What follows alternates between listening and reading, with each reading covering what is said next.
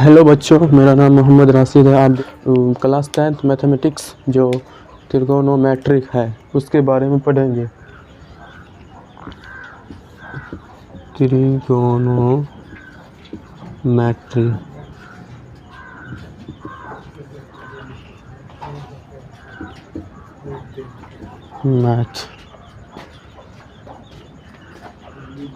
Math देखो बच्चों, आज हम त्रिकोणोमेट्री जो क्लास 10th का है और थ्रू समझते हैं। देखो, इसको ए मान लेते हैं, इसको बी मान लेते हैं, इसको सी मान लेते हैं। देखो,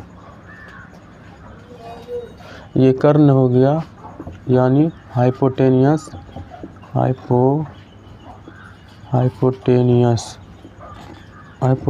हो गया। ये डिसाइड होता है आधार और लंब, ये थीटा के ऊपर, थीटा जहाँ पर रहेगा उसके सामने वाला, थीटा जहाँ पर रहेगा उसके सामने वाला लंब कहलाएगा। यानी ये हो गया लंब और ये हो गया आधार, यानी इसको बोलते हैं बेस और इसको बोलते हैं परपेंडिकुलर।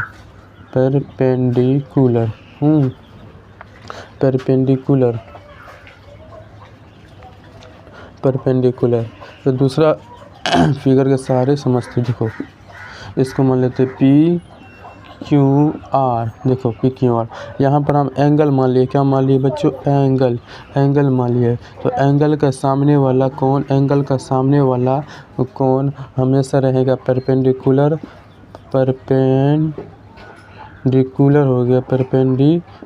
हो गया यानी लंब, परपेंडिकुलर हो गया, ये आधार हो गया और ये कर्ण हो गया।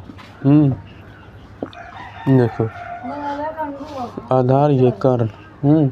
अब हम समझते हैं इसका अनुपात, यानी त्रिगोनोमेट्री रेशियो। क्या त्रिगोनोमेट्री रेशियो क्या होता है बच्चों? त्रिगोनोमेट्री रेशियो। देखो, त्रिगोनोमेट्री रेशियो क्या होता है? देखो, हम कहेंगे साइन थीटा जो बट्टा के रूप में रहता है उसे हम रेशियो कहते हैं। जैसे साइन थीटा बराबर हो जाता है लंब बाई कर्ण यानी P बाई H। इसको क्या बोलते हैं? त्रिगोनोमेट्री रेशियो। हाँ, इसका पहला हो गया। दूसरा कोस थीटा, तो कोस थीटा क्या हो जाएगा? B by H। क्या हो जाएगा? B by H। तीसरा हो जाएगा टैन थीटा। क्या होता है? टैन थीटा, यानी क्या हो जाएगा? P by B। और चौथा हो गया कोट थीटा। क्या होता है? Cot theta. तो हो जाएगा कोट थीटा में हो जाएगा, यानी इसको उल्टा दो यानी B बाई P हो जाएगा। फिर हो जाएगा सेक थीटा। क्या हो जाएगा? सेक थीटा यानी कोस का उल्टा सेक, यानी सेक थीटा हो जाएगा। कोस का उल्टा दो यानी हो जाएगा यानी कर्ण बट्टा आधार। फिर हो जाएगा छठा नंबर हो जाएगा दोस्तों, छठा नंबर हो जाएगा कोसेक थीटा। क्या होता है? Cosec theta. तो कोसेक थीटा साइन का उल्टा होता है। किसका उल्टा होता है? साइन का, यानी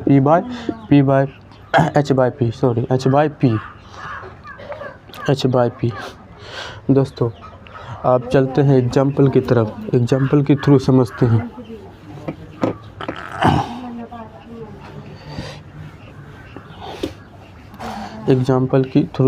हैं। देखो, इसके कॉन्सेप्ट को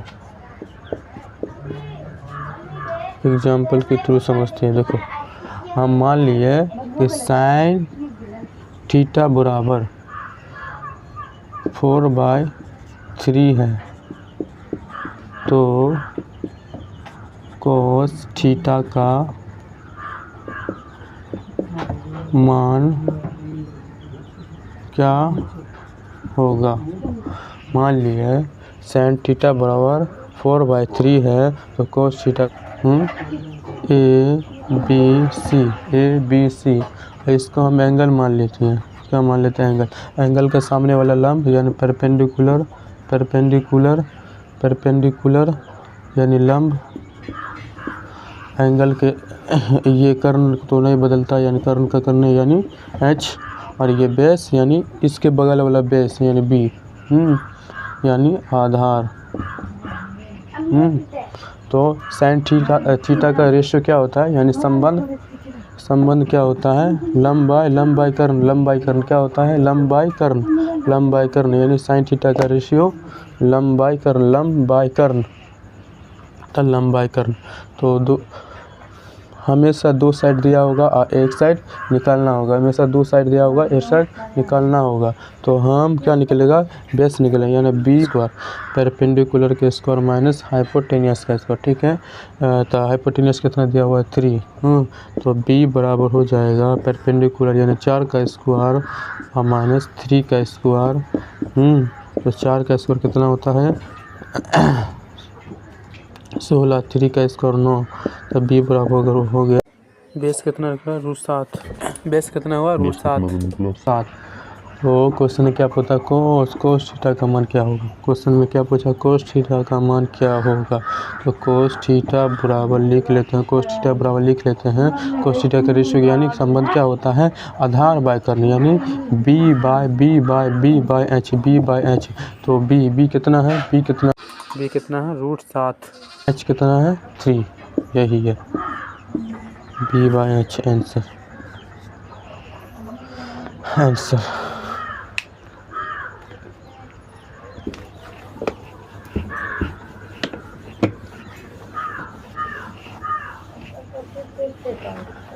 दोस्तों और दूसरा एग्जांपल देखते हैं।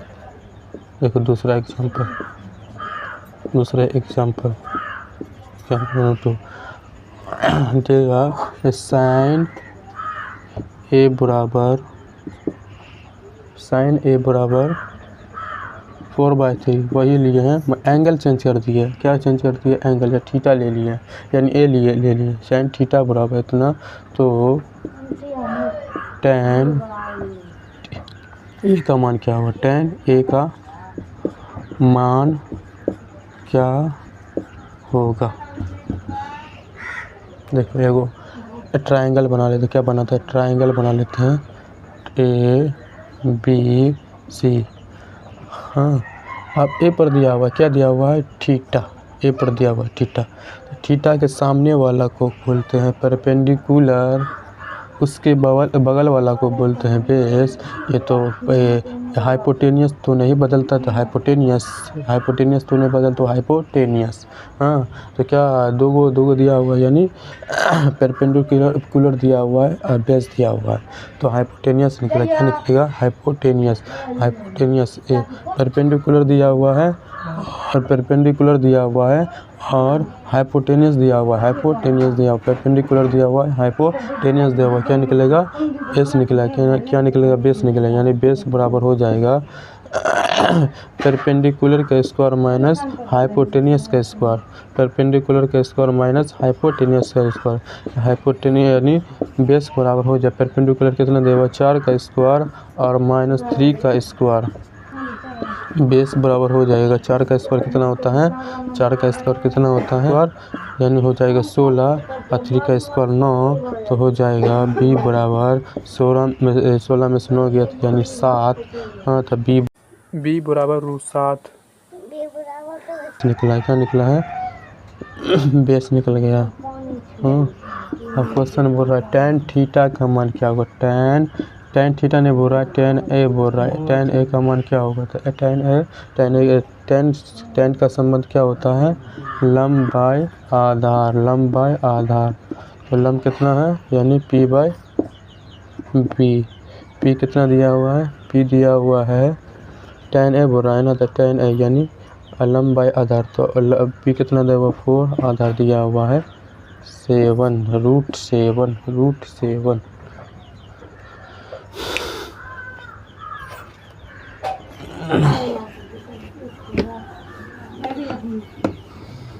दोस्तों NCERT क्लास 10th मैथमेटिक्स त्रिकोणमिति 8.1 का शुरू करने जा रहा हूँ। देखो क्या है प्रश्न वाली 8.1 का प्रश्न वाली 8.1 क्या है NCERT क्या है NCERT देखो NCERT में सवाल है त्रिभुज ABC में जिस कोण भी समकोण है। एक त्रिभुज बना लेते हैं।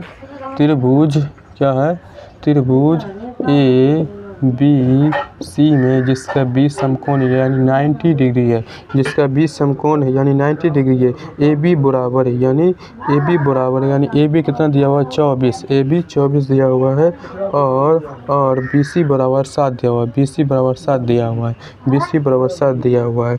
तो बोल रहा है निम्नलिखित का मान ज्ञात कीजिए, निम्नलिखित का मान ज्ञात कीजिए। यानी पहला बोल रहा है साइन ए कोस ए, क्या बोल रहा है पहला साइन ए कोस ए, दूसरा बोल रहा है साइन सी और कोस सी, ये बोल रहा है। ये हाइपोटेनियस, ये बेस, ये परपेंडिकुलर। चलो देखते हैं क्वेश्चन ये दिया हुआ है, ये निकालना है। तो हम लिख लेंगे पाइथागोरस प्रमेय से। क्या लिखेंगे दोस्तों पाइथागोरस प्रमेय से। क्या लिखेंगे पाइथागोरस प्रमेय से लिखेंगे त्रिभुज ABC में। क्या त्रिभुज ABC में हाँ क्या दो को दिया होगा एगो निकालना होगा, दो को दिया होगा एगो निकालना होगा, दो को दिया हुआ है एगो निकालना होगा, यानी क्या निकलेगा हाइपोटेनियस। तो लिखेंगे हाइपोटेनियस बराबर रूट अंडर परपेंडिकुलर का स्क्वायर और माइनस प्लस होगा, यानी हाइपोटेनियस निकलेगा तो प्लस आएगा और बेस निकलेगा, हाइपोटेनियस निकलेगा तो हमेशा प्लस आएगा, क्या आएगा हमेशा प्लस, बेस निकलेगा तो माइनस आएगा और परपेंडिकुलर निकलेगा तो माइनस आएगा। इसको लोड कर लो, समझे। बेस निकलेगा तो माइनस, परपेंडिकुलर निकलेगा तो माइनस और हाइपोटेनियस निकलेगा तो प्लस।